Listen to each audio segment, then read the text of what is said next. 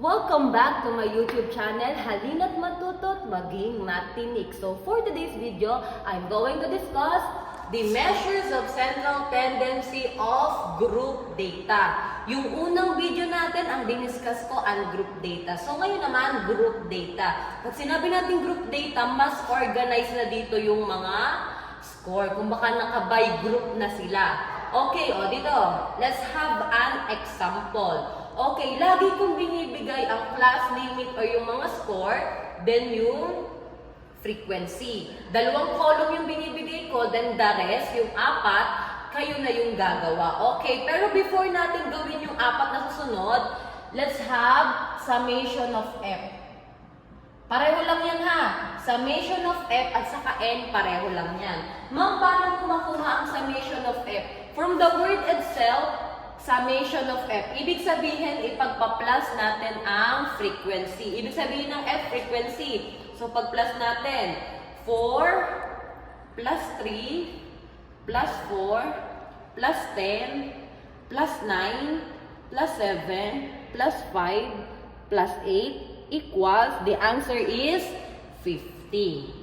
50, 50. Again, pareho lang ang summation of F at saka N sa group data. Next column, tinatawag nating LB. Hindi Los Baños yan ha. Ibig sabihin ng LB, lower boundary. Ma'am, paano po makuha ang LB? Tumingin ka lang sa lower limit. Ano-ano po ba yung mga lower limit? Ito yung mga nasa left side. Ang gagawin mo lang, babawasan mo lang ng 0.5. Minus 0.5. Ito, hindi natin ito kailangan ng calculator. Okay, 51 minus 0.5, the answer is 50.5. Parang bawasan mo lang ng isa, tapos dagdagan mo lang ng 0.5. Ito, magiging 55.5. Sunod, 60.5, 65.5, 70.5, 75.5, 80.5, and 85.5. So, ganun po rin ng LB. After ng LB, may tinatawag tayong class mark. Pero sa exam class, pwedeng symbol na lang. Ang symbol ng class mark natin ay X. Ma'am, paano naman po nakukuha ang class mark? Tumingin ka lang sa class limit. Yung lower limit at saka yung upper limit, ipag-plus mo, then divided by 2. So, example, 51 plus 55 equals 106 divided by 2. The answer is 53. Ang technique ko class, 51 plus 55, lagyan mo ng equals ha. Huwag mong idediretso kasi imamali ka ng calculator mo. Baka kasi ang gawin mo, 51 plus 55 divided by 2. Mali po yan. Dapat 51 plus 55 i-equals mo. Tapos yung ibibigay niyang sagot, saka mo i-divide sa 2. Okay, next. Ganun pa rin. Same process. 56 plus 60 equals divided by 2. The answer is 58. Then, ganun din. 61 plus 65 divided by 2. The answer is 63. Ma'am, parang may pattern. Oo. Pag nag-gets mo na yung pattern, pwedeng sundin mo na lang. Anong pattern? Parang nag-a-add ka lang lagi ng ilan ang ina-add natin? Nag-a-add ka lang lagi ng 5. Parang 53 plus 5, naging 58. 58 plus 5, 58, 59, 60, 61, 62, 63. Parang nag-a-add ka lang ng 5. So, alam mo na yung kasunod. Ano yung kasunod natin dito? Magiging 68. Sumunod, 73. Sumunod, 78. Sumunod, 83. Sumunod, 88. Pero class, kung sakaling hindi mo na-gets yung pattern, pwede ka namang sundin mo lang yung lagi nating step. Ipag-plus mo, then divided by 2. Ganun kunin ang class mark. Next, may tinatawag tayong fx. Pag sinabi natin f, ano nga yung f? Frequency. Ano yung x? Class mark. Pinagdikit sila. Anong operation yan, ma'am? Pag pinagdikit, ibig sabihin, ipag-multiply natin itong frequency and class mark. Frequency times class mark. Okay, let's multiply. 4 times 53. The answer is 212. Next, 3 times 58. The answer is 174. Next, 4 times 63. The answer is 252. Next, 10 times 68. The answer is 680. Next, 9 times 73. The answer is 657. Next, 7 times 78. The answer is 546. 5 times 83. The answer is 415. And last one, 8 times 88. What is the answer? 704. Again, para makuha ang fx, frequency times class mark, yung magkakatapat. Ito, i-times mo dito, ang naging sagot, 212. After natin bago tayo mag-proceed sa susunod na column, kailangan muna natin kunin yung summation of fx. Pag nakikita niyo yung gantong symbol, summation, ibig sabihin, ipag-a-add lahat ng fx. Okay, paki-add natin.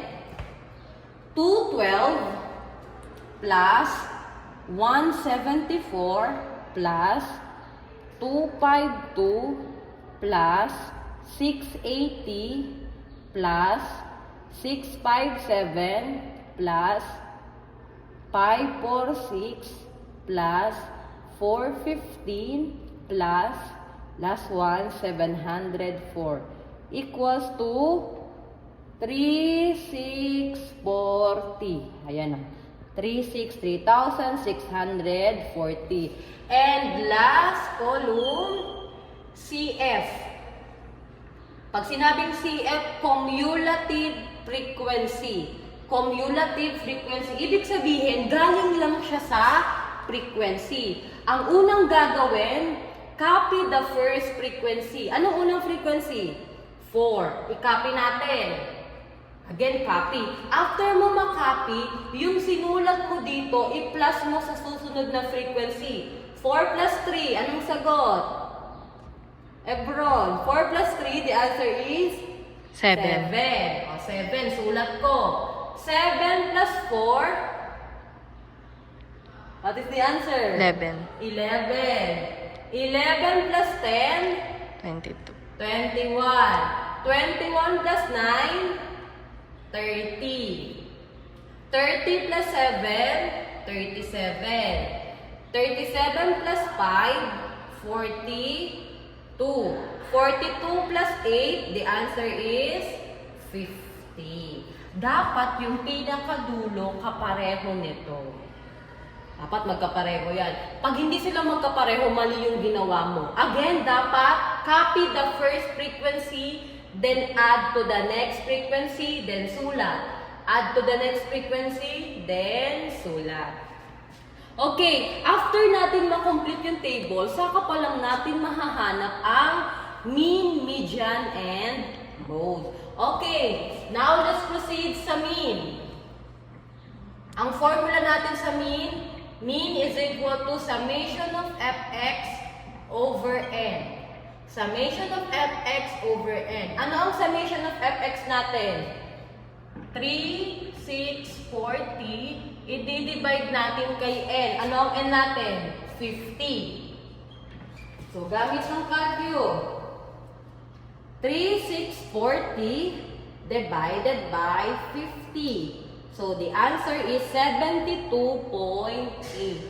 72.8. Ibig sabihin, ang mean natin ay 72.8.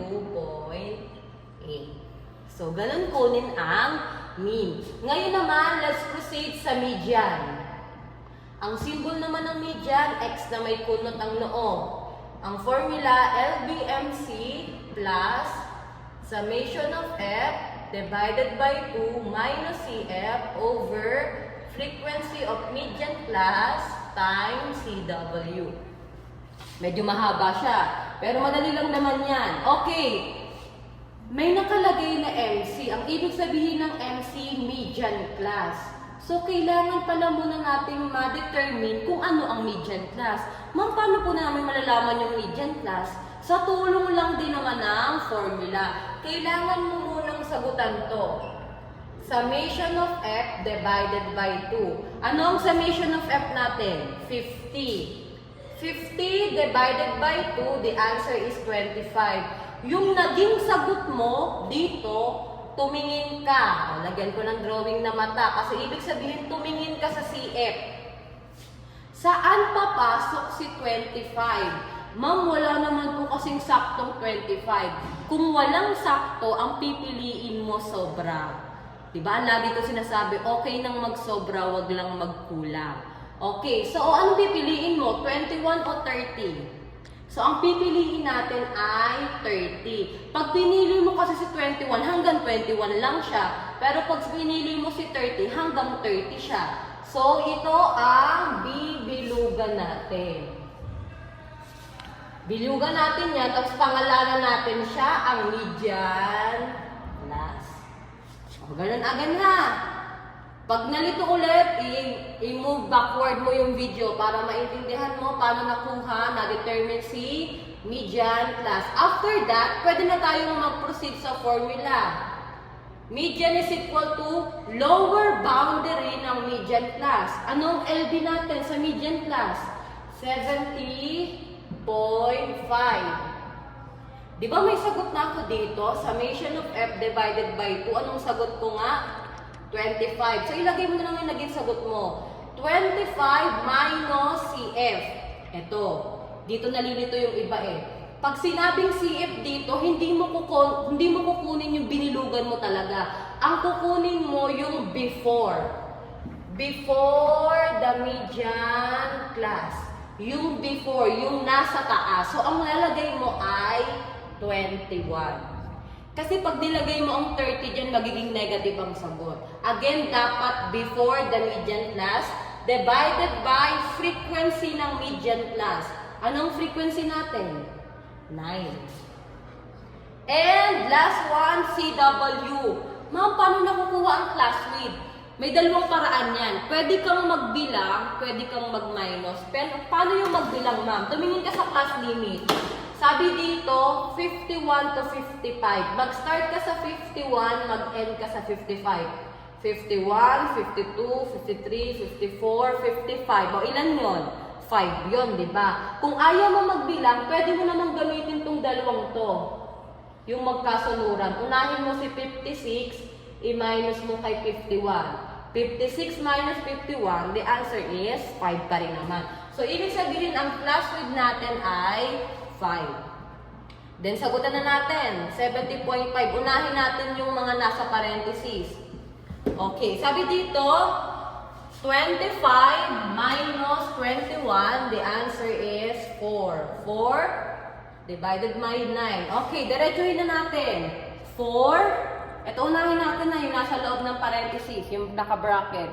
4 divided by 9 equals, huwag mo nang putulin. After mo mag-equals, i-times mo na agad kay 5. Then, saka mo i-equal. Ang naging sagot mo? Round off to 2 decimal places. So, ang naging sagot mo, 2.22. Saka mo i-plus dun kay LB natin. Okay, saka i-plus kay LB. 70.5 plus 2.22. The answer is 72.72. Ibig sabihin, ang median natin ay 72.72. Stop mo. Okay, after the mean, median mode, median, let's proceed sa mode. Okay, ang symbol ng mode, X na may bubong. So, ang formula niya, LBMO plus D1 plus D2, and then times CW. Ngayon, MO naman. Anong ibig sabihin ng MO? Modal class. Kanina median class, ngayon model class. Ma'am, may formula po ba ulit para malaman ng model class? Wala. Balik ka lang dito, tumingin ka dito sa frequency. Okay, ano ang pinakamalaking frequency? Ebron, ano ang pinakamalaking frequency? 10. 10. Ibig sabihin, kung saan nakapwesto yung pinakamalaking frequency, ayun ang tatawagin natin modal class. Yung iba kasi akala nila kung ano yung median class, ganun din ang modal class.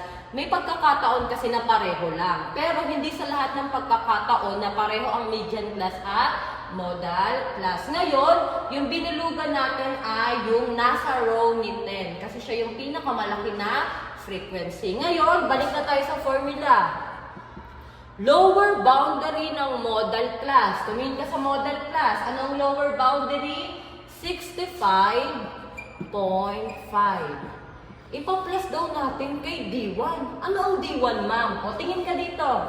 Lapit ka sa frequency. O, bilugan natin yung pinakamalaking frequency. Para makuha ang D1, ima-minus mo lang itong pinakamalaking frequency sa taas niya. So, ang nasa taas niya? 4.